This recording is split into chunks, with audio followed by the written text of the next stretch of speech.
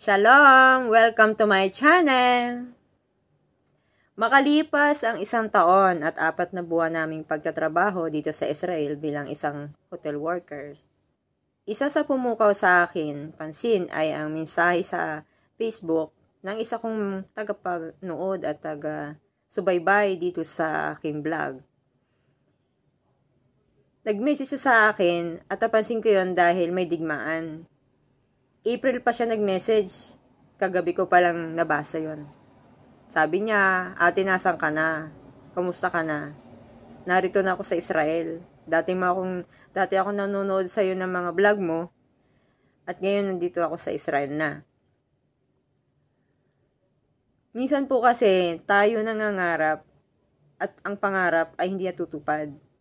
Minsan naman po, nangangarap tayo pero nagkakaroon ng magandang katuparan. Anyway, this is Sha, and this is Israel Hotel Housekeeper Channel.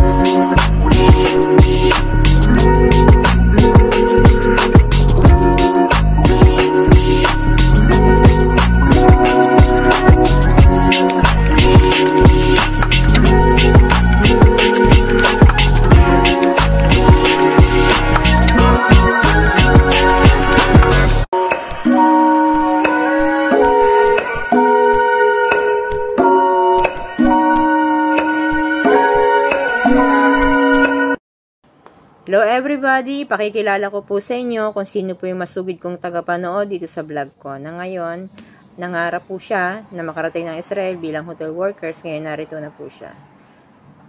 Marami pong pagsubok ang dumating din sa buhay niya. At ngayon, may mga pagsubok katulad nitong digmaan. Pero bago ko po ikwento ang buhay niya, ang maikling kwento ng kanyang buhay, please click like, subscribe, and click the notification bell para mapanood niyo ang aming totoong buhay dito sa Israel. Shoutout po kay Miss Justin Tenorio at sa mama niya na si Julian Tenorio. Shoutout to Josephine Toralba. Shoutout to Batch 27 Hotel Workers. Ang masugid ko pong tagapanood dito sa Israel Hotel Housekeeper dati sa Pinas na ngayon ay nasa Israel na ay si Miss Justin Tenorio. Siya po ay na-assign sa Place Seaport Hotel, Namal, Tel Aviv. Dahil po sa hindi inaasahang pangyayari ngayon na may digmaan, ang kanya pong hotel ay pansamantala pong nagsara.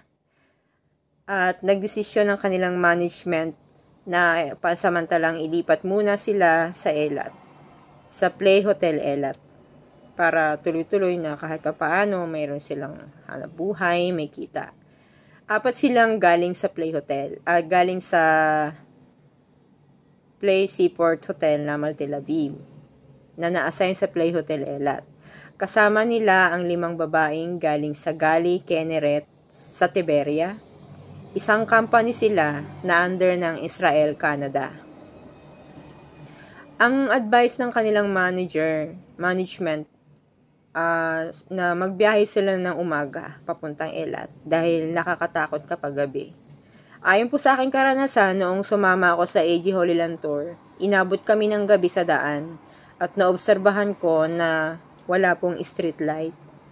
Bali, yung kalsada na gawa sa asfalto ang makikita mo, black ang kulay, at ang gilid ng kalsada ay mayroong guhit na dilaw.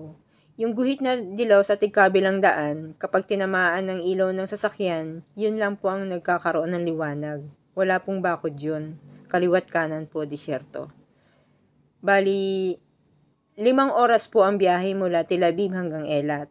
Inabot sila Justin ng biyahe ng 6 hours kasi nag-stop over sila sa Mich Piramon. Ayon sa kanya, nakakapamasyal sila doon, pero inadvisean ko pa rin na mag-ingat pa rin sila. Kahit ganon, nakakapamasyal sila sa Eilat. Okay sila doon sa Eilat. Sabi ko sa kanya, Kahit pa paano, safe pa rin dyan kasi malayo yan. 4 na oras ang biyahe mula sa aming lugar. Samantalang kami, siguro 30 minutes lang hanggang Gaza. Or 41 kilometer, baka ilang minutes lang yan, 20. 41 kilometer by car, Gaza na po yun, malapit sa amin. Kaya sabi ko sa kanya, magdasal ka dyan at ako rin magdadasal dito para sa kaligtasan ng lahat ng tao dito sa Israel. Yun po. At masaya ako na may tao palang na-inspired dito sa vlog ko. Marami siya nagustuhan sa mga vlog ko. At may mga edit na kasama sa video ko na siyang gumawa. Thank you nga pala sa'yo, Justin Tenorio. At bahagi ka ng vlog ko ngayon.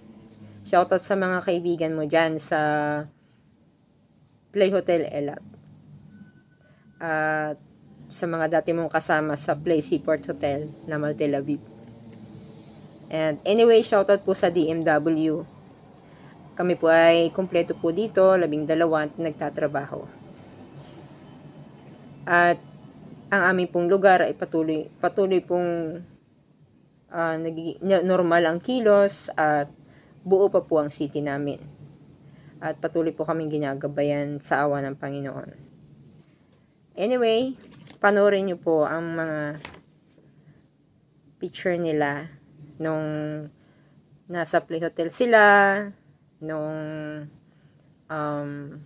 bago mangyari yung digmaan, at nung nasa Elat na sila. Okay? Yan po pala yung picture na una niyang pinadala sa akin. Tapos yan yung picture na nasa Seaport Hotel Tel Aviv sila. Yan yung uniform nila, ang ganda, parang stewardess. Maganda yung hotel nila. Yan po. Tapos yan yung picture na bago mangyari yung digmaan. Tapos yan yung namamasyal sila sa Elat. Sa Ice Mall yan. Nandito po ako ngayon sa 4th floor. Kita po ang Dan Panorama, King Solomon, at Queen of Sheba, at yung Leonardo. Yan yung picture nila nung nasa Elat sila. Yan yung hotel sa Elat, sa Play Hotel Elat. Ang saya, diba? Bye-bye!